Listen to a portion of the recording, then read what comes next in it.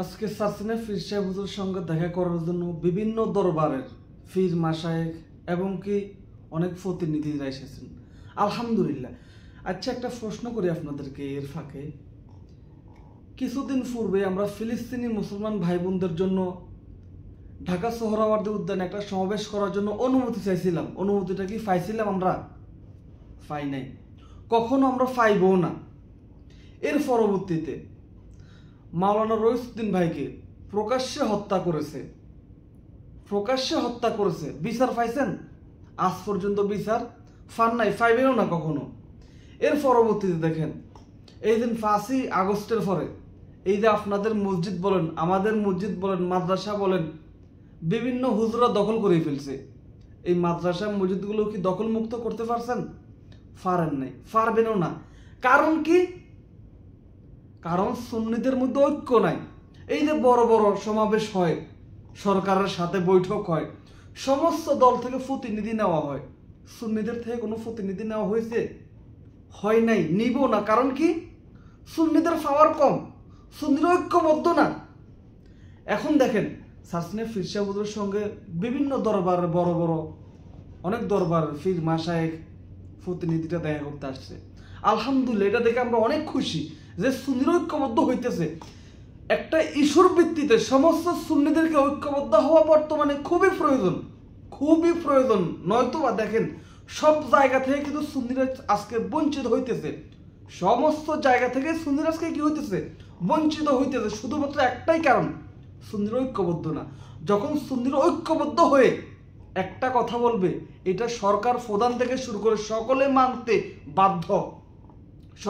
মানতে বাধ্য। আজকে হয়তো বলতে পারেন অমুক দরবারে কিছু ভুল আছে, অমুক দরবারে কিছু সমস্যা আছে, সমস্যা ছিল, থাকবো, কিন্তু এরপরও আমরা আলোচনার মাধ্যমে এই সমস্যাগুলো সমাধান করা প্রয়োজন।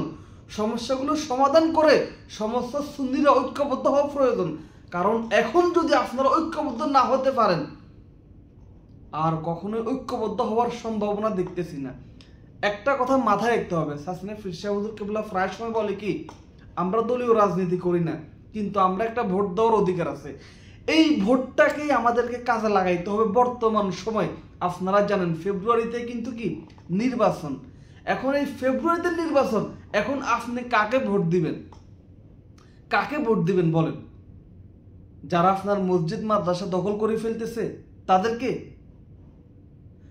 এখন আমাদের সমস্ত সুন্নিদেরকে ঐক্যবদ্ধ হয়ে ওই দলকে ভোট দেওয়া প্রয়োজন, যারা সুন্নিদের পাশে থাকবে, যারা সুন্নিদের সাথে থাকবে, যারা সুন্নিদের পক্ষ হয়ে কথা বলবে।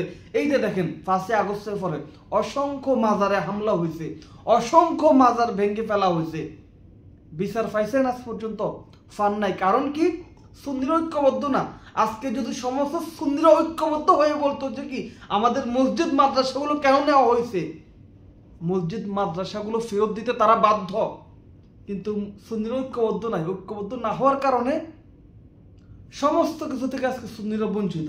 এই যে আজকে সমস্ত দরবারের, অসংখ্য দরবার আলহামদুলিল্লাহ পীর মাশায়েখরা ঐক্যবদ্ধ হইতেছে, দেখে আসলে খুবই ভালো লাগতেছে। তারপরেও কিছু লোক বলতেছে কি যে অমুক দরবারে শিরক হয়, বেদাত হয়। তো আমরা তো বলতেছি না যে আমরা তাদের সাথে ঐক্যবদ্ধ হইতেছি, তাদের শিরকগুলো তো আমরা নিয়ে নিতেছি না। আমরা তো শিরক করতেছি না, আমরা তো বেদাত করতেছি না, আমরা ইস্যুভিত্তিক ঐক্য হইতেছি। কি আমাদের অধিকার দাবির লক্ষ্যে আমাদের ঐক্যবদ্ধ হওয়া খুবই প্রয়োজন। আজকে আপনি বলেন যে কি কিছুদিন পরে তো ঈদে মিলাদুন্নবী সাল্লাল্লাহু আলাইহি ওয়াসাল্লাম, আমরা সোহরাওয়ার্দী উদ্যানে জুলুস করবো, সোহরাওয়ার্দী উদ্যানে আমরা আনন্দ মিছিল করবো, মানে কিনা দেখিয়েন। অথচ সমস্ত দল, সকল দল সোহরাওয়ার্দী উদ্যানে সমাবেশ করতে পারে, মিছিল করতে পারে, শুধুমাত্র সুন্নিরাই পারতেছে না। কারণ কি? সুন্নিরা ঐক্যবদ্ধভাবে কোনো কিছু করতে পারে না। যদি সমস্ত সুন্নিরা ঐক্যবদ্ধ থাকতো, সরকার না, সরকারের বাফে অনুমতি দিতে বাধ্য। তাই এই মুহূর্তে আমি মনে করি ছোটখাটো যে সমস্ত বিষয়গুলো আছে, ছোটখাটো বিষয়গুলো পিছনে রেখে সমস্ত সুন্নিরা ঐক্যবদ্ধ হওয়া প্রয়োজন। সমস্ত সুন্নিরা এই মুহূর্তে ঐক্যবদ্ধ হওয়া প্রয়োজন। আসসালামু আলাইকুম ওয়া রাহমাতুল্লাহি তাআলা ওয়া বারাকাতুহু।